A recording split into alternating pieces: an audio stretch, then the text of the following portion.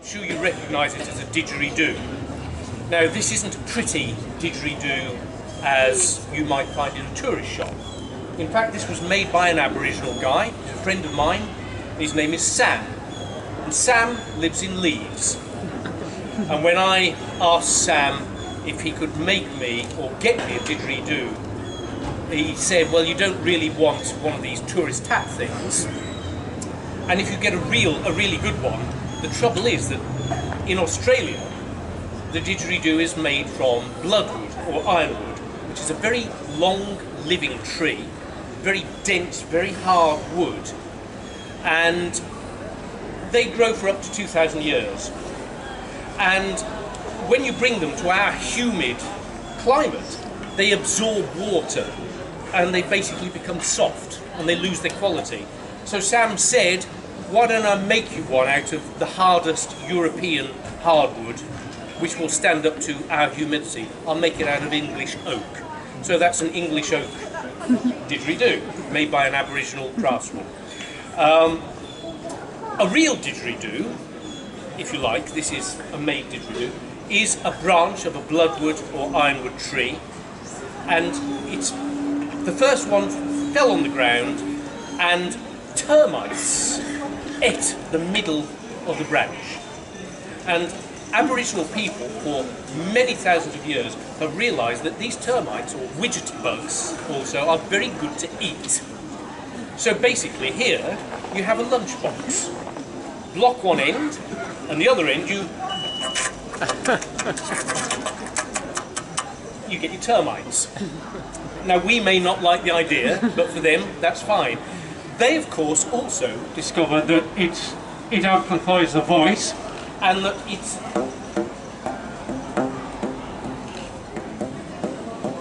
a drum, it's a log drum. Now, I just went into it and you can hear that it's the same pitch as... That's the column of air inside it. Air itself has a pitch. So there are pictures of these instruments being played by Aboriginal people on rocks in the centre of what we call Australia, and those rock paintings are up to 24,000 years old. This is an example of the oldest continual existing musical culture on the face of the planet. It's salutary to think that our people, you know, us lot, us Europeans, we went there, gave the place a new name, and we wiped out 92% of those people. And we almost lost the last vestiges of the most ancient culture in the world. And this musical instrument has a lot to teach us. It teaches us that this family of lip reed instruments is indeed incredibly ancient. And this is a wooden trumpet. It's a trombone or a trumpet without a side. If I use that vibration, it'll give me a wooden trumpet note. Queen Mary. It doesn't have many notes. In fact, that's the only three notes I play on it. So if we're looking for music of the sort that you expect a violin or a guitar or the trombone to play, we're not going to get very far.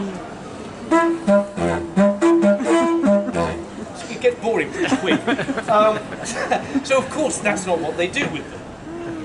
The Aborigines do, of course, use that technique, but they do a lot of other things. And almost everybody here will have heard a didgeridoo being played. But now I'm going to explain to you what they're doing. When I play a trumpet, I'm simply playing one colour of note, and that note is ah. You think about it. My trombone is saying Amen. Exactly. It had to be. But it's true, isn't it? Now, when a little kid, or some big kids, start playing these things, they don't necessarily sound like that. Now, when a little kid starts playing, it sounds a bit like this.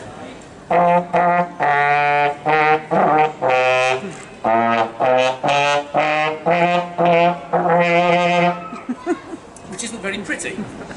And people like me spend long, long time saying, no, no, little Johnny, not ah. Little Johnny tries again and goes, I said, no, no, not ah. And you spend years trying to get from the difference is in what you're doing with your tongue and your mouth. It takes a long time to learn to be free with the mouth. And all I'm doing is exactly changing what I'm doing inside my mouth from to ah. Because we think is ugly and is beautiful. But that's because of our language group. We use open vowel colours as languages. Other language groups don't. Is not European, it's Sinitic. So it's a different group of colours we use in the language. The thing is, you might now think, well, okay, is that all you can do, just play R? Well, it isn't. I can play all the vowels of our language group. A, E, I, O, U. Normally we just use R. So there they all are. And that is exactly what these guys learned how to do. They learned that this can be a talking tune. What's your name, ma'am? Sharon. Sharon. Hello, Sharon. Okay, what's your name, sir? Sandy. Sandy. Hi, Sandy. Okay, so basically you can use the tune to amplify the shapes you make inside your mouth. And that's what Aboriginal music is. It's proto-language. It's the shapes and colours of language, and the rhythm comes out of the shape and colour shifting of human speech. But they also add in the sounds of natural phenomena, birds, animals, sand, water. There's not much of that in Central Australia. So, here's the sound straight. Here's the vowels. Now, I've just got two lips, but if I put my... Could you, all of you, try this. Try going... Just try that. No raspberry. Now, do it again and put your tongue between your lips while you're doing it. Tickles, doesn't it? It really tickles. Now, if you learn to do that without it tickling, you've actually got not two lips, but four lips. You've got a lip there, a lip there, a lip there, and a lip there. And they do that.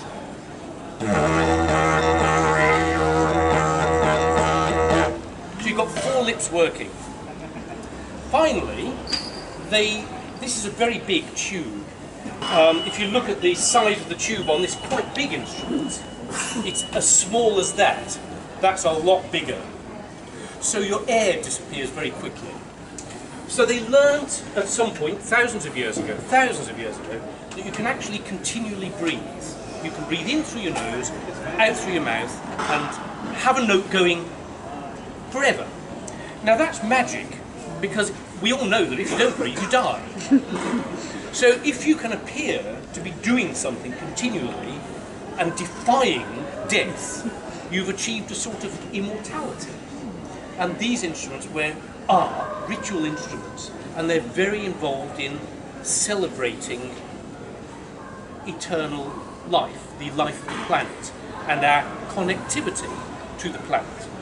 So this process of circular breathing is used. What I'm going to do now for you is I'll play you a bit of an Aboriginal wedding chant. Incidentally, the word didgeridoo is a European term. It's called a yidaki by Aboriginal people, and Europeans called it a didgeridoo because they heard the instrument saying didgeridoo. Yeah? Now, which is welcome. It's great. Welcome. Came in, killed them. So here we are. Here's a little bit of a wedding chant.